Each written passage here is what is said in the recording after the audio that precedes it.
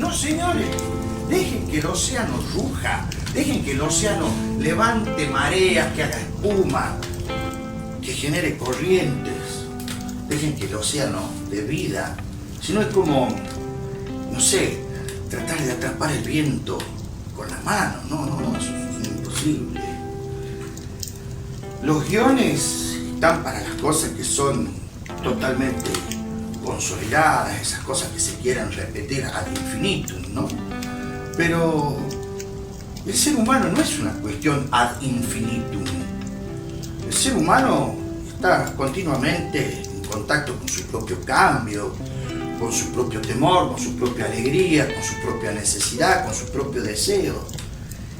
Y en ese diario vivir empiezan en el océano de la vida los naufragios, ¿no?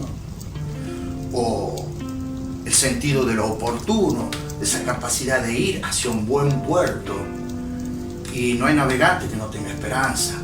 Entonces tratar de guionar que ese sentido de la nostalgia, de la esperanza, no sé, es como poner el océano en la nevera, en cubitos, demasiada estructura, es como el océano más fluido. Yo lo miro al ser humano cotidianamente y ahí viene con todas sus vicisitudes, su cansancio, después de un día de trabajo o de buscar trabajo. Ahí viene el ser humano con sus vicisitudes de los reconocimientos nunca recibidos, o del elogio que llega tarde, o simplemente de esa pregunta que le ronda el alma, pero que no la puede expresar en palabras. Entonces ahí es cuando el ser humano empieza, como el náufrago, a tratar de aferrarse a cualquier cosa que lo salve.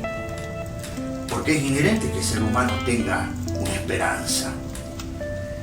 Por ahí alguna vez escuché a alguien que decía que la esperanza era como la hermana débil de la fe. Y yo creo que la fe es la hermana débil de la certeza. O sea, mira dónde queda la esperanza, ya. Las esperanzas muchas veces se transforman en una espera demasiado larga. Entonces la esperanza, que no tiene una inmediatez, es como la justicia lenta, no es justicia. Y el ser humano a la vez tiene ese sentido de algo que rememora, que algo seguramente ha vivido, que algo le ha acontecido en algún punto de su tiempo y de su espacio, su propia geografía, de su alma, ¿no?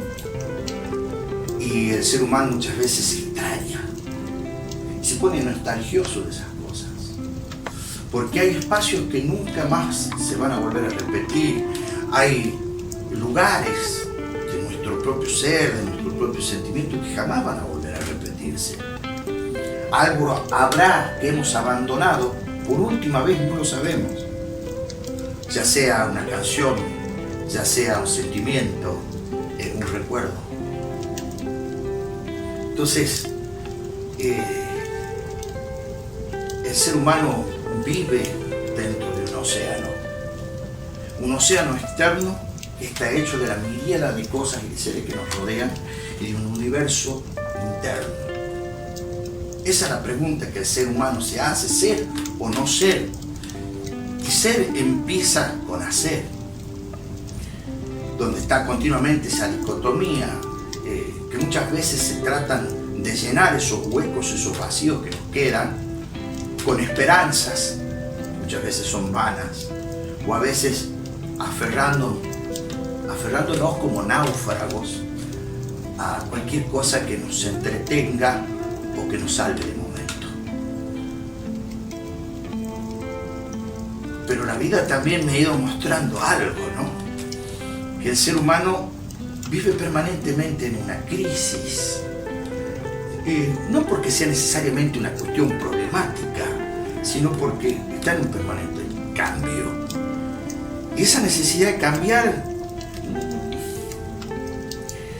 no la puede eludir, porque la vida misma te lleva al cambio. vas cambiando de pronto tu cuerpo porque vas creciendo o envejeciendo, van cambiando tus necesidades porque tu organismo ya es otro y ya con un biberón no te alcanza, necesitas en algún momento un vaso de vino. Entonces, muy pocas veces nos volvemos conscientes de que necesitamos la esperanza como una forma de seguir avanzando. Y yo prefiero más que la esperanza la certeza. Y eso lo descubrí alguna vez recordando algo que alguna vez alguien me había puesto como ejemplo cuando iba manejando de noche en la ruta. La ruta, todo está oscuro, noche cerrada, y vos lo que haces es confiar en esos 50-70 metros de luz que te dan los faros de la ruta. Vos tenés la certeza de que la luz no se va a apagar.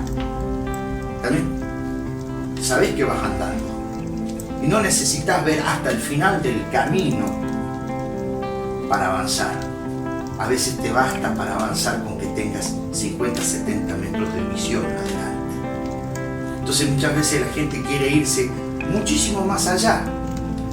Trata de buscar la esperanza y la forma de consuelo.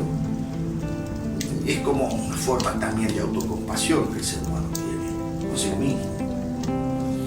Gran diferencia que existe entre un valiente y un cobarde. Y no es por una cuestión de miedo, que el valiente teme menos que el cobarde, ¿no? Y por eso enfrenta, ¿no? Cuando vos te ante una situación de peligro, de riesgo, tanto el valiente como el cobarde temen de la misma manera. Ahora el asunto está en que el valiente es valiente porque está preparado para enfrentar las circunstancias. El cobarde no. Por eso, sabiendo que no es competente, retrocede.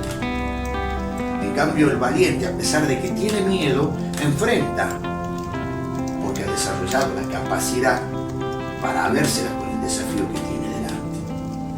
Entonces la esperanza muchas veces está más bien del lado de la cobardía que del lado de la valentía. El valiente prefiere la certeza de lo que sabe para enfrentar aún